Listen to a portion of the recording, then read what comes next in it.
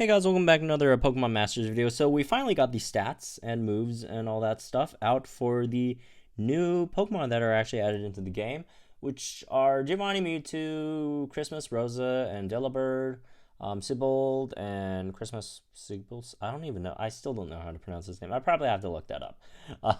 And Octillary, and then Grimsly and a Liepard. So these are the ones that are in the game. Again, Cynthia and Lance, they're not in the game yet. They're not in the files. They just got teased in a video, and that's all we know about them. So we don't know anything about them, but we do know about these sync pairs, which is pretty cool. So anyways, let's go over them. So first of all, Giovanni and Mewtwo, this is the big boy. And thank goodness they Dina did something right here. Dina made a free-to-play unit, not absolute trash. I mean, I'm not saying that all of Dina's, the free-to-play units that they give out are trash by any means, right? Torchic is phenomenal. Rosa is pretty good as well, right? But those were supports. They never had like a phenomenal tech unit, free-to-play tech unit, or a phenomenal free-to-play strike unit. All of their, I wouldn't say, well, tech, they actually have a good one. I should take that back. Kogo's not bad, but for strikers, all of their strikers suck. Okay, for the most part, and this is a striker, and they made it really, really good. So thank goodness, now we have a good, very, very good top tier free-to-play striker in Mewtwo. So let's go over it. Type, it's Psychic, weak to Dark. It's a striker, special striker, and a 5-star base potential, obviously. I mean, it's Mewtwo. Like, what would you expect? Like, imagine if they made Giovanni and Mewtwo like a 3-star. Like, come on. Obviously, it's going to be a 5-star. So, anyways, moving on to its stats. Its stats are ridiculous. Its HP, defense, special defense, suck. No one cares. Doesn't matter. What matters is it has, and it has, like, rank number 6 physical attack, despite not having like a single physical attack in its moveset, which is, again, this is useless for the moment being. Like, who knows if it ever megas into Mewtwo X or whatever, it might be useful, but at the moment not so useful. But special attack number 2 in the game, right behind Blue and Mega Pidgeot, which by the way is a mega, so you have to wait quite a few turns before you could even turn into a mega, right? So Mewtwo, you start out with 440 special attack, second highest in the game. Pretty crazy. Also, really, really good speed, which is really helpful because, most of Mewtwo's moves, they're 3 gauges. He has 2 3 move gauge moves. And then bulk is whatever. It's Mewtwo. It's a striker. You don't care about the defensive stats. So, let's get into the moves. So, Confusion, low base power, has very small chances of leaving target confused. You will almost never use this. It's probably, except for, just finishing off an opponent. You don't want to use too much move gauge. It only costs 1. Something that's almost dead. Give it a hit, take it out. You're not going to be using this for confusion. There are much, much better tech units that are more suited to confuse your opponents if you really, really, really, for some reason, want to confuse them. So there's that. Psychic, this is your main attack. It's a 3-bar, accuracy 100, 99 base power, has a very small chance of lowering target special defense. This, you're just here for the damage. Psychic, 100% accuracy, 99 base power, solid power, with, again, the second highest special attack in the game, and the highest non-mega special attack in the game. So, Nor Hide, it's a unique move, right? Raises the user's evasiveness, sharply raises user crit rate, has 2 uses. This is really, really, really, really good. Obviously, crit, for those of you who don't know, is the strongest stat in this game. Crit is absolutely broken. At +3 crit, you have 100% crit rate. +2 is 80%, +3 is 100%. So this is pretty nuts. Unfortunately for Mewtwo, you don't have any it moves to increase your special attack. But on the other hand, you already have the second highest special attack in the game. Not the biggest deal in the world, right? And you also have Shadow Ball, which again, 3 cost, 100 accuracy, 99 power. Also, it's basically Psychic, except it's Ghost type. So more type coverage for Mewtwo. Good stuff. Okay. Moving on, Sync move, 250 base power, World Domination Side Strike. It's just here to look cool and have a cool name. It's not really different from a lot of the other Sync moves in the game. A lot of Sync moves are just base power 250 and like no additional attack or effect, right? Moving on to its passives. This is probably where Mewtwo is the weakest. The weakest point of Mewtwo is its passive. It kind of sucks. Power reserves too. Powers up moves in the pitch. It's not terrible. It's not terrible, but it's not that great either. Mewtwo definitely could have used some better passives, but on the other hand, it could have been quite overpowered if it had much better passives. So there's that. Again, it's free to play unit. It's easily top 3 in the game. Again, Olivia is still really, really, really, really good. So there's that. Hey, who knows what'll happen when Cynthia, Garchomp, and a Lance and Dragonite comes out, right? That should be interesting. But for the moment being, Mewtwo is one of the best units in the game. It's an absolute stunner. It's pretty crazy. And again, thank goodness they didn't give us a crappy free to play sync pair or free to play striker, right? So that's good. Moving on. Next one, Rosa and Delibird. This is the XMas Rosa, and I'd have to say most folks will be pulling for Rosa and not pulling for Delibird. Let's be real. Although Delibird's not terrible, so let's go over it. It's flying type, weak to steel. It's a support, base potential 5, and it's female. So going over its stats, it has decent bulk, rank 7 in bulk. It gets completely carried by its physical defense, right? Its HP is mediocre. And special defense it's above average, so there's that. Speed is really bad. The offensive stats are terrible, so probably not going to be attacking with Delibird too much. So that's Aerial Ace. For his first move, it's 2 cost, 45 base damage, physical, never misses. This is really, really good. You want your supports to have a move that has really, really high accuracy or never misses, right? Because if you are ever going to attack with your supports, which you should always attack with your supports in a co-op when you are going for a unity move, right? So you only need to attack once, but just make sure it doesn't miss, and that's why Aerial Ace is good. Low cost, never misses. You're not here to do damage. Okay, so moving on to its support moves, it has X attack all, sharply raises attack of all allied sync pairs, which is great. Twice. Usage rate, right? So it's basically a physical buffer. All the presence, this is its unique move.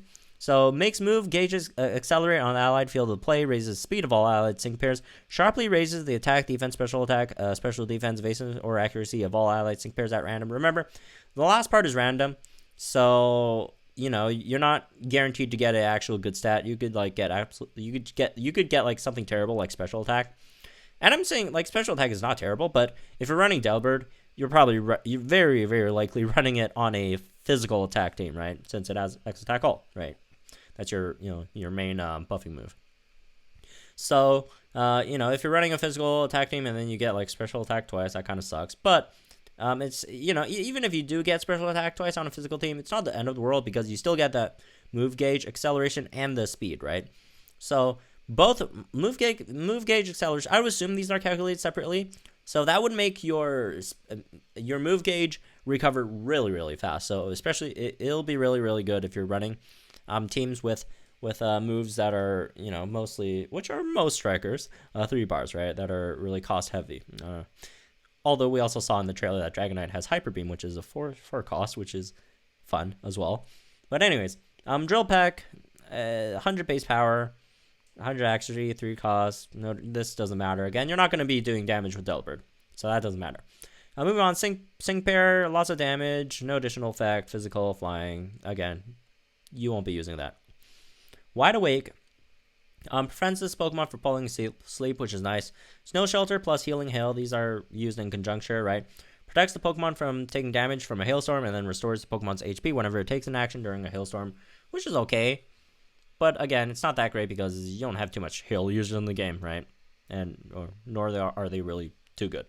So that's Rosa and Delibird. Overall, it's okay. It's not terrible. It's decent, but it's like not the best support either. Like if you really want a physical support, you got Phoebe, you got Hilbert, right? You don't have to really bother with Delibird. Again, most folks are pulling Delibird for XMas Rosa. They're not pulling for Delibird. Kind of sad, but it is what it is, right? So there's that. Moving on, Let's talk about the other Christmas unit, Siebold and Octillery. So this is actually a tech unit, right? Type water, weak versus electric. It's a tech unit, 5-star base potential. And moving on to its stats, it has okay bulk, right? There's a lot of defense and a lot of special defense as well, and okay-ish HP. Its offensive stats are kind of terrible. I mean, special attack isn't actually that terrible. Attack is atrocious, but you don't have to use it anyways. Special attack is actually decent for like a tech sync pair. Like tech sync pairs usually have like absolute atrocious offensive stats, but I mean, Octillary's isn't actually that bad. Speed is atrocious, so let's move on. Okay, the moves. Octazooka has a good chance of lowering target's accuracy, 56 power. You know, it's a special. Accuracy 85, but it doesn't matter since you do have a passive that makes your move never miss. So don't worry about the accuracy. So let's actually go for the passives first. You have hostile environment, raises chance of inflicting status conditions with the additional effects of move. A lot of tech sync pairs have this. For 2 is 4, good chance of raising either one of these stats at random when attack is successful, which is nice, but not the biggest deal in the world. Yeah, Octazooka lowers your, the opponent's, or I guess the target's accuracy. It's pretty nice, just because, again, in comparison to buffing your own stats, I would say debuffing opponent stats is probably better, just because, just how the game works, when your opponent uses sync move, it wipes off all your buffs, which kind of sucks, so you don't have to worry about opponents wiping off your buffs for the most time, just because it's on them, right? And lowering accuracy is not terrible. It's RNG, but if you get the good RNG, you're not taking damage, which is nice. So moving on, X special defense sharply raises user's special defense, which is okay, I guess. Scald removes frozen condition, has a moderate chance of leaving the target burned. So you're using this move for burn, right? Cost 3, okay-ish, base power. And then only the best sharply raises the user's defense special attack. So you could build this thing up to be extremely bulky, right? So that's good. And also you get some special, you get 2 special attack raises. And if you get lucky with the hostile environment, or not, with fortuitous, you could potentially max out special attacks. So then your Octazooka might actually do some damage, a decent amount of damage, right? But overall, it's not that great of a unit, I'd say. If you're not a huge fan of Siebold, if you don't want to collect all the seasonal characters, which, by the way, after these banners go, they probably won't return until, like, next Christmas. So to keep that in mind.